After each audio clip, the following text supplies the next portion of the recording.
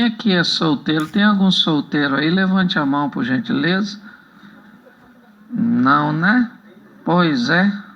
A turma com juízo não veio. Então os sem juízos vão ter que me ouvir.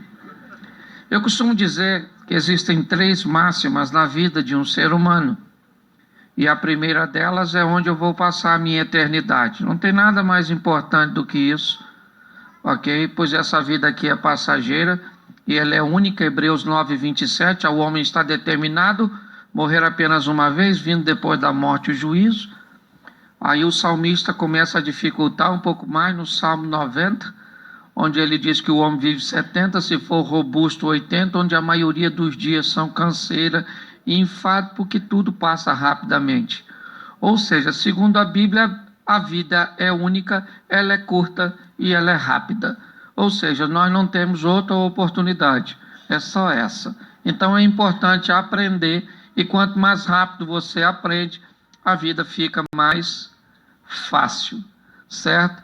E se você não aprender com uma lição, provavelmente a vida vai mandar uma um pouco mais difícil para ver se você aprende a viver. Eu costumo dizer que ficar velho é obrigatório, mas amadurecer é opcional, certo? Então hoje o grande desafio que eu vejo são infantilidades que os casais cometem, né? As pessoas não se casam com as pessoas erradas, até porque a pessoa certa não existe, certo? As pessoas agem de forma errada ao lado da pessoa certa. E quando as pessoas me perguntam, pastor, por que as pessoas se separam? Eu digo porque elas encontraram um motivo mais forte do que aquilo que as uniram, né? Se elas tiverem um motivo muito forte para a união, todas as vezes que encontrar algo que tenta separar, a união é mais forte. Mas quando o motivo que você, né, se depara, ele parece ser mais forte aquilo que te uniu, inevitavelmente o casal vai pensar em se separar. Só para deixar uma informação aqui a respeito de divórcio, e eu quero ser bem bíblico no que diz respeito a isso, certo? Eu tenho muitas ressalvas quanto ao divórcio. Aliás, não é nem divórcio, é segundo casamento. Porque se uma pessoa é atropelada, dificilmente ela vai querer ser atropelada de novo. Se a pessoa infarta, ela não vai querer infartar de novo, porque foi ruim. Mas se ela se casa e se separa, ela costuma querer casar de novo. Então eu fico meio confuso, né? E pior, às vezes, nem toma providência para corrigir aquilo que causou o divórcio passado. Porque se você for atropelado, quando você for atravessar a rua agora, eu tenho certeza que você vai olhar, vai falar com a pessoa, não atravessa que não, vamos ali na faixa, porque eu já fui atropelado. Aí o semáforo fechou, ela fala, vamos, é melhor esperar primeiro para ver se alguém para, é ou não é? Ou seja, você vai ter uma série de cuidados para que não aconteça novamente. Então, quando o assunto é novo casamento, muito cuidado. Eu não acredito que Deus tem, né, para pessoas o propósito de que elas sejam infelizes o resto da vida. Eu só acho que quando o assunto é divórcio, tem casos que tem gente que tem que divorciar. Sim ou não? Sim ou não? Só que quem sabe se o motivo é legítimo é só quem divorciou e Deus. Certo? Então, muito cuidado se você pensa em divorciar ou se você divorciou. Porque se você tem um motivo sério, Deus não precisa de testemunha. Ele estava lá, a hora que você chegar lá para prestar conta, ele vai falar, isso mesmo. Tinha que ter largado, era ruim. Entendi, a senhora. Mas se a senhora não largou por um motivo bobo, vai chegar lá e ele vai falar, eu estava lá. E a senhora veio aqui só para ver Jesus. Jesus vai fazer assim. Assim, vai falar para a senhora, aqui não, desce as escadas, o chifrudo está lá para perturbar a senhora, ok? Então escute bem. Casamento é coisa séria, certo? E se as pessoas andam procurando motivos para saber por que o divórcio está chegando, com certeza, como eu disse no início, é porque a união foi feita de uma maneira insólida, ok? Então é só nós olharmos isso. Marido não é para ser inimigo de mulher. A Bíblia está lá no Gênesis dizendo que, porém, inimizade entre você e seu marido Não, entre a serpente e a mulher.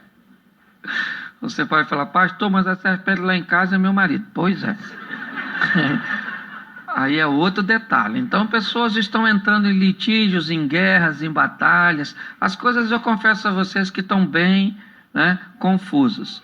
E no final eu vou abrir, aí eu vou falar mais ou menos com vocês durante 1 hora, e no final eu vou abrir, aí de repente uns 10 minutos para alguém quiser fazer uma pergunta. Pode usar aquela técnica, um amigo meu tem uma dúvida, e a gente vai fingir que é seu amigo. E está tudo certo, ok? Eu quero conversar com vocês hoje sobre casamento e matrimônio, 2 palavras que têm uma conotação muito próxima de sinônimos. Mas eu quero falar sobre 2 fases do relacionamento. Quando eu falar de casamento, eu vou estar falando da primeira fase, do primeiro momento. Todas as vezes que eu falar casamento, nós vamos encontrar um pouco de imaturidade, um pouco de impulsos, às vezes extremamente descontrolados, expectativas que a pessoa faça o que sequer ela nunca prometeu que faria, mas você esperou que ela fizesse, certo? E ela não fez e você ficou muito chateado, porque ela não fez o que ela nunca disse que faria. E, aliás, nem sabia que você queria isso, ok? E todas as vezes que eu usar a palavra matrimônio, eu vou falar de uma fase mais profunda deste relacionamento. Eu preciso usar 3 textos com você, só para que vocês entendam isso. Primeiro é Oséias 6, 3. No livro de Oséias, capítulo 6, verso 3, nos diz assim: então, conheçamos e prossigamos em conhecer. Só até aí. Ezequiel, capítulo de número 47. Ezequiel 47.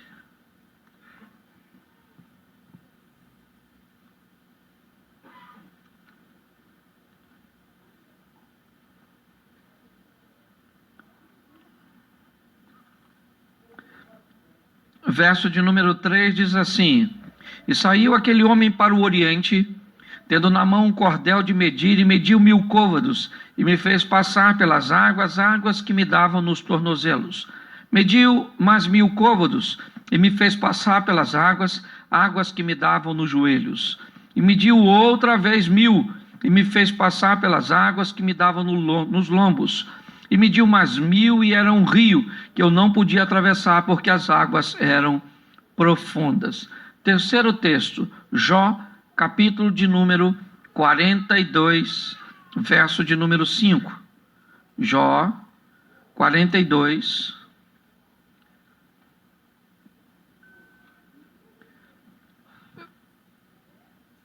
verso de número 5 diz assim: com o ouvir dos meus ouvidos ouvi, mas agora te veem os meus olhos. Você pode fechar os seus olhos por um momento? Senhor nosso Deus e Pai, queremos continuar te ouvindo. Fala conosco, usa-me como um canal de bênção nesta hora. Fala conosco muito mais do que queremos ouvir, mas fala conosco o que precisamos ouvir. Tira-nos do conforto da mesmice, pois aqui o que está em jogo é o futuro do nosso casamento, da nossa família, do nosso lar, um projeto que nasceu no teu coração.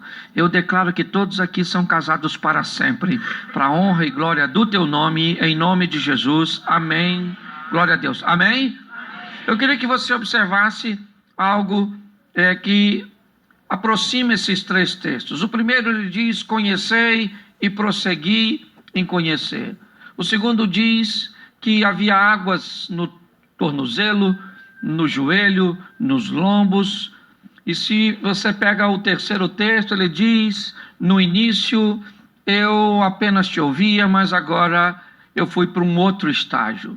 Todos os 3 textos falam de uma evolução de relacionamento. Ele diz: conhecei, mas a partir da convivência você prossegue em conhecer, ou seja, você vai para uma nova fase do relacionamento. Quando olhamos aqui para Ezequiel, nós vemos algo que começa rasinho, mas que vai se aprofundando. Quando nós vemos o texto de Jó, diz que no começo é ouvir, é com experiências dos outros, mas agora ele diz: os meus olhos te veem. Então nós vamos trabalhar, certo? Essa visão de fases de um relacionamento que precisam ou se ampliar, amadurecer. Então, quando eu falar de casamento, nós vamos caminhar para uma coisa um pouco mais superficial. Quando eu falar de matrimônio, nós vamos ir para algo mais profundo, mais intenso. E o propósito hoje é fazer você entender que a maioria de nós não temos defeitos. A maioria de nós temos hábitos adquiridos na nossa convivência familiar, porque toda família ela é pedagógica e exerce sobre nós uma didática, ok? O problema é que casamos com pessoas que estudaram em escolas diferentes da nossa, aprenderam coisas diferentes, horários diferentes, maneiras diferentes, e quando a gente se casa, é que isso aparece, certo? A Bíblia nos dá um ensinamento muito legal quando o assunto é casamento. Parábola das 10 virgens. Lembra da parábola das 10 virgens? As 10 virgens estavam lá. 5 eram loucas, 5 eram prudentes, porque o noivo estava vindo. E para mim, prudente não eram as noivas, era o noivo. Por quê? Porque o cara vem, o noivo vem, e o noivo só pega mulher de lâmpada acesa. Mulher que tiver de lâmpada apagada, o noivo não pegava. Que informação a Bíblia está querendo me dizer? Nunca pegue ninguém no escuro. Não é no escuro. A palavra trevas na Bíblia também traz uma conotação de ignorância. Lembra que na Bíblia diz que há uma batalha entre o reino das trevas e o reino da luz, reino das trevas, o reino da ignorância, reino da luz, o reino do conhecimento. Então o que a Bíblia está dizendo, quem vai casar, e eu sei que essa informação chegou para você atrasada, mas vai servir de terapia. O que acontece é o seguinte: não se case no escuro, não se case sem conhecer a pessoa que você vai viver com ela até a próxima eleição para presidente. É muito pior que isso. E até que a morte e a perspectiva de vida aumentou. Antigamente o pessoal morria com 65. Hoje, se for sogra então, tem uma saúde irritante, olha. E o maior desafio de uma sogra é saber que ela não nasceu depois que você casou. Ela estava lá e foi você que escolheu. Ok? Então nós vamos brincar um pouco com isso, até porque para falar de coisas tão difíceis, tem que ser com humor, ok? Mas estabelecer essa linha de entender onde minha esposa estudou, o que ele aprendeu, o que ela aprendeu, certo? Na sua infância, horários e uma série de fatores. Mas nós vamos falar aqui, primeiro, né, sobre essa questão do casamento. Nós vamos definir casamento como expectativas. Então, problemas versus pessoas é igual a que resultado? Depende do tipo de pessoa. Ok? Todos nós temos problemas, sim ou não? Sim. Se você não tem problema no casamento, provavelmente você não é casado. Você fez qualquer coisa na sua vida, você fez um acordo com a mulher, mas se você não tem problema...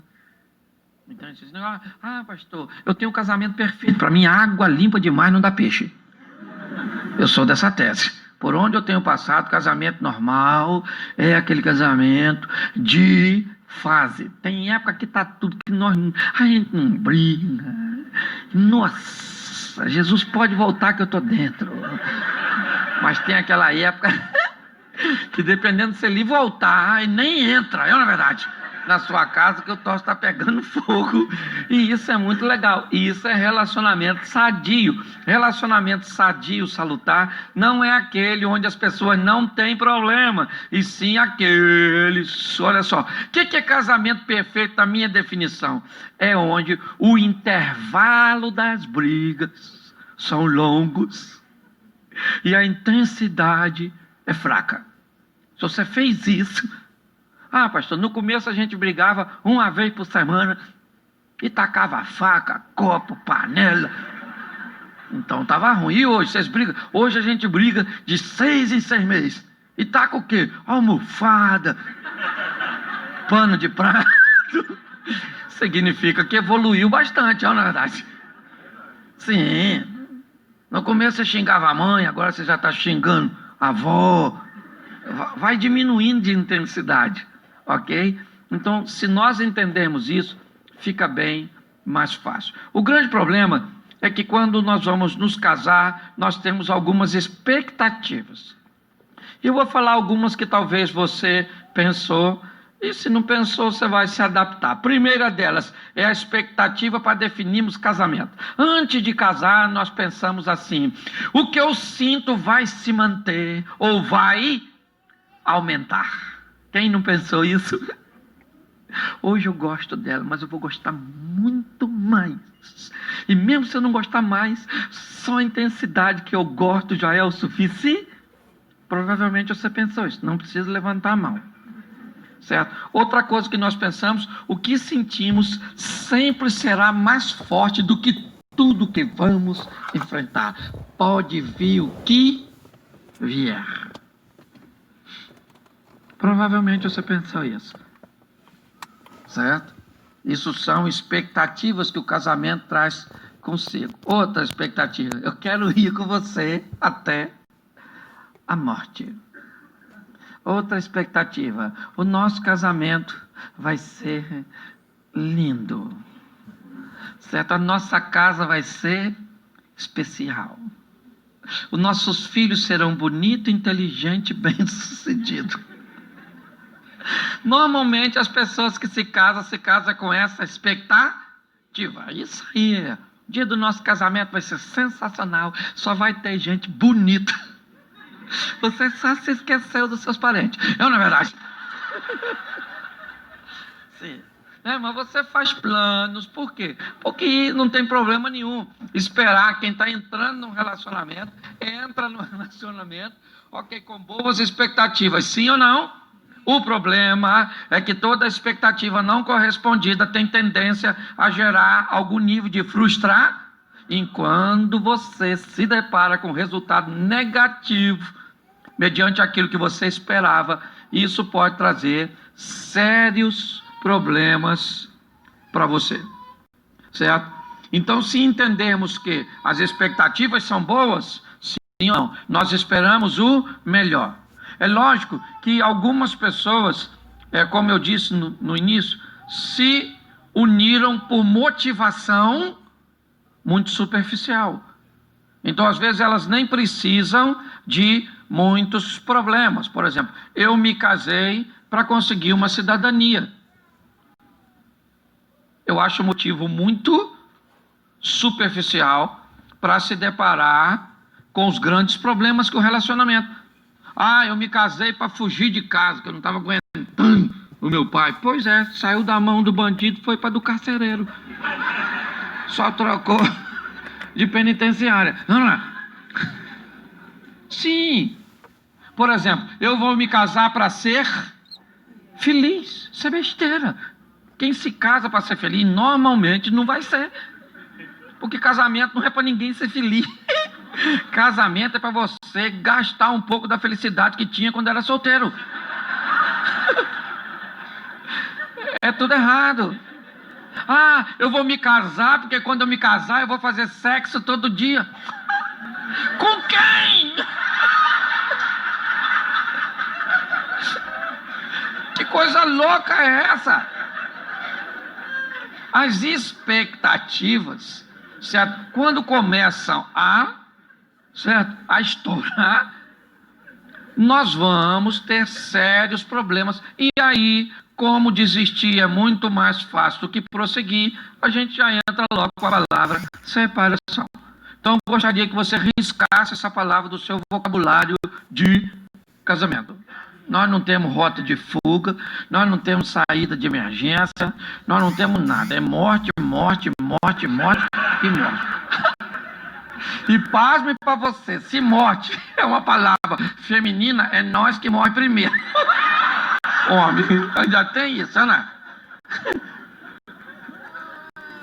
Em média, um homem vive 7 anos a menos que mulher. Só porque não se cuida.